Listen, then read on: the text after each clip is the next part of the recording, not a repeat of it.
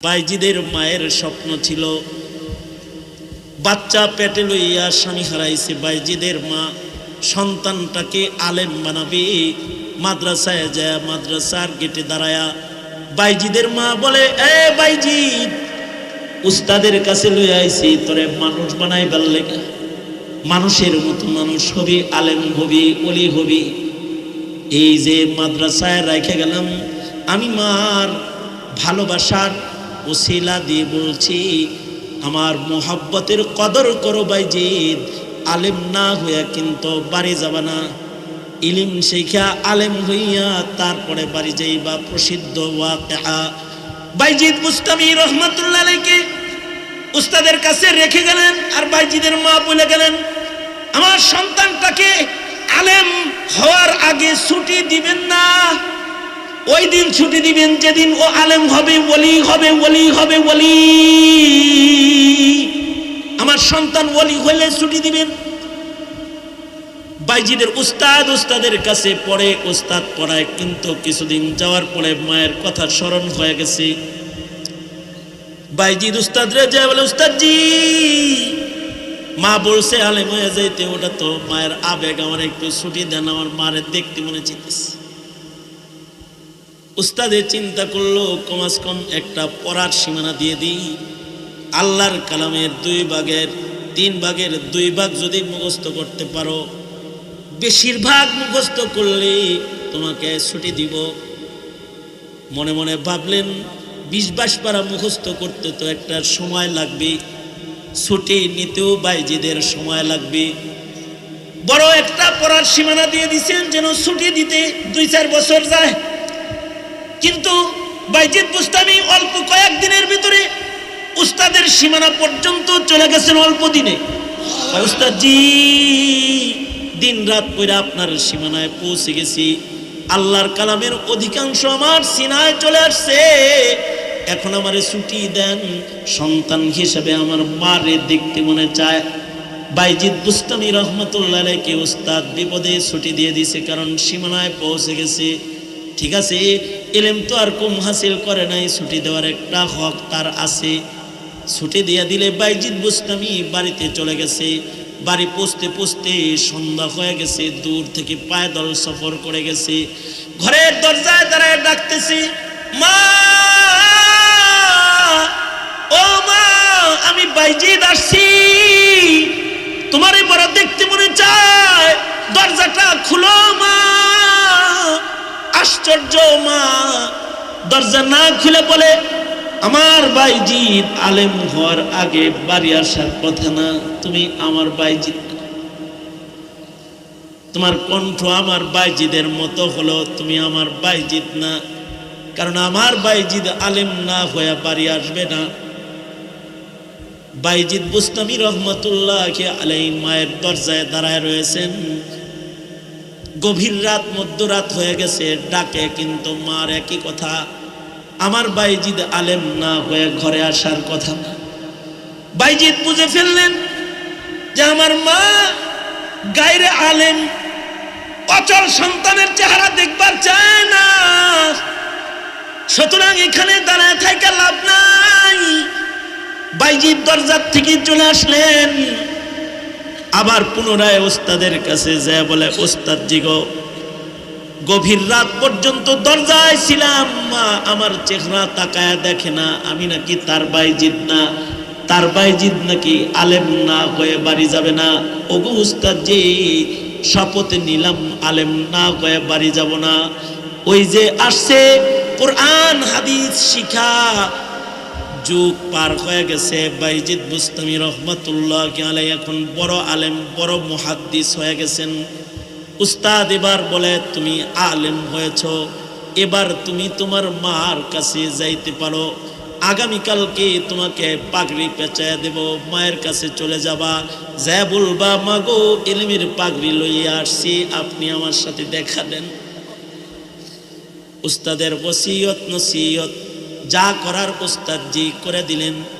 রাতের বেলায় উস্তাদ ঘুমাইছেন, ঘুমের ঘরে উস্তাদ স্বপ্নে দেখে মদিনার মুরুদুল্লাহ মুহাম্মাদুর রাসূলুল্লাহ সাল্লাল্লাহু ওয়াসাল্লাম উস্তাদের কাছে আইছে, এসে কয় উস্তাদ রে, কালকে আমার বাইজিদের মাথায় তুই পাগড়ি পেঁচায় তারে ছুটি দিবি বাড়ি যাওয়ার, একটা পাগড়ি দিস না, আমি নবীর পক্ষ থেকে সুপারিশ তারে দুইটা পাগড়ি পেঁচায় দিবি। একটা পাগড়ি হবে ইলমের পাগড়ি, আলেমের পাগড়ি, আর একটা পাগড়ি বাইজিদের মাথায় পেঁচায় দিবা, সেটা হলো তাসাউফ উলুম মারিফতের পাগড়ি। তোমার খেলাফত ও এজাজতটাও বাইজিদকে দিয়ে দিও। উস্তাদজি সকাল বেলায় এজাজত দিয়ে দিছেন, পাগড়ি পেঁচায় দিছেন। বাইজিদের মা দীর্ঘদিনে বিছানায় পড়ে গেছে, অসুস্থ হয়ে গেছে, দূর থেকে ভালো দেখে না, ভালো কানে এখন আর শুনে না।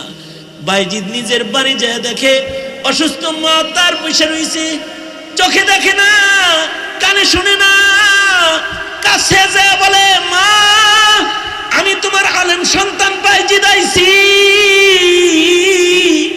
একথা বলতে মাকে বাইজিদ জড়ায় ধরলে, বাইজিদ মাকে জড়ায় ধরেছে। বাইজিদের মুখে মা চুমু খেয়েছে, কপালে চুমু খেয়েছে, নিজের সন্তানকে আদর করতেছে। আর খুব খেয়াল করে বলি, বাইজিদকে তাকায় এক নজর দেখেছে। এবার বলে, বাইজিদ এক মশক পানি কি আমারে দিবি নিরে ওযু বানাইবার জন্য? বাইজিদ নিজের মাকে নিজের হাতে ওযু করায় দিয়েছে। বাইজিদ যায় নামাজটা একটু কেবলার দিকে বিছায়া দিবি নিরে বাইজিদ, শুকরিয়ার নামাজ পড়ব। তোর বাবার আমানত পেটে আসার পরে তোর বাবারে হারায় ফেলেছি, ওয়াদা করেছি মনে মনে যে সন্তান আলেম বানায় তার চেহারাটা দেখে তোর বাবার কাছে আমি যাব, যা বলবো তোমার আমানতকে নষ্ট করি নাই, এটারে আলেম বানায় রেখে এসেছি। ওই আশায় এতদিন পর্যন্ত আল্লাহর কাছে হায়াত চেয়েছি। তুই আমারে ওযু করার পানি দে, কেবলা মুখী করে দে। আমার আশা মহান আল্লাহ পুরা করছে। 2 রাকাত সালাতুশ শুকর আমি পড়বার চাই। জিন্দেগীর শেষ 2 রাকাত সালাতুশ শুকর বাইজিদের মা আদায় করে সেজদায় পড়ে বলে, ওগো আল্লাহ, আলেম বাইজিদের চেহারা দেখলাম, আমি যদি বেঁচে থাকি তাহলে আমার খেদমত করতে গেলে আমার সন্তান তোমার দ্বীনের খেদমত করতে পারবে না। ওগো আল্লাহ, এই সন্তান দিয়ে দুনিয়ার খেদমত আমি লইতে চাই না।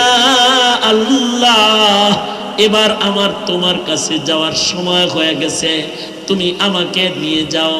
এই কথা বলে বাইজিদের মা সেজদায় পড়ে একদিক দিয়ে কালিমা পড়ছে, আর একদিক দিয়ে যায় নামাজের পরে ওফাত হয়ে গেছে। মৃত্যুর সময় কত শান্তি, কত সুকুন, কত ইতমিনান, কত সালামতি। ওয়াসসালামু আলাইয়া ইয়াউমা উলিদতু ওয়া ইয়াউমা আমুতু ওয়া ইয়াউমা উবআসু হাইয়া। মরণের সময় সালামতির মরণ হইতে হয়। কেউ কেউ আছে মদ খায় মরে যায়, কেউ কেউ আছে গাঁজা খায় মরে যায়, কেউ কেউ আছে জেনা করে মরে যায়, কেউ কেউ আছে গণতন্ত্রের মিছিলে যায় মারা যায়, আর কেউ কেউ আছে কালিমার মিছিলে মারা যায়, কালেমা পড়তে পড়তে মারা যায়। কেউ কেউ সিনেমা হলে মারা যায়, কেউ কেউ কাদিয়ানির মতন নাপাক জায়গায় মারা যায়, আর কেউ কেউ মসজিদের ভেতরে মারা যায়, কেউ কেউ মদিনায় যায় মরে যায়, কেউ কেউ জুমার দিনে মরে যায়, কেউ কেউ শেষ রাত্রে মরে যায়। জন্যে মরণটা আল্লাহর কাছে ভালো চাইতে হয়, কারণ মরণ যাদের ভালো হয় কবর তাদের জান্নাত হয়। মরণ ভালো তো কবর ভালো, এ কারণে আল্লাহর কাছে ভালো মওত চাইবা। যতদিন বেঁচে থাকবা কালিমার মওত চাইবা। আল্লাহর রাসূল বলেছেন, কেউ যদি মরার আগ দিয়া বলে লা ইলাহা ইল্লাল্লাহ, তার মৃত্যু তার জন্য জান্নাতের দরজা হয়ে যাবে। আল্লাহু আকবার করে বলে। মরণটা যেন কালিমা পড়া অবস্থায় হয়। এজন্য মেহনত করতে হয় যে আমার মরণ যেন ভালো হয়। আশা করা যায়, আমি আকাবিরদের কথা নকল করতেছি। আপনারা যারা এর রাত 11টার সময় আলেমদের সামনে বসে আছেন, মাদ্রাসায় বসে আছেন, আশা করা যায় আপনাদের নফসটা নফসে আম্মারা না। কারোর নফসে যদি লাওয়ামা নফস হয়, কারোর নফস যদি আলেম পছন্দ করে, নামাজ পছন্দ করে, কোরআন তেলাওয়াত পছন্দ করে, জিকির পছন্দ করে, কারোর নফস যদি ইবাদত পছন্দ করে, তাহলে বুজুর্গরা বলেন ওই মানুষগুলোর খাতিমা বিল খায়ের। আশা করা যায় গভীর রাতেও যারা নিজের কাজ ফেলে আলেমদের সাথে বসে আছেন, আপনাদের নফসটা লাওয়ামা নফস তো অবশ্যই। যদি আল্লাহ তাআলা আজকের দাঁড়ানো, আজকের বসাটাও কবুল করে, তাইলে মরণটা কালেমার মরণ হবে ইনশাআল্লাহ। আর নবী বলছে আল মারউ মা মান আহাব্বা, যার সাথে যার মোহাব্বত তার সাথে তার কিয়ামত।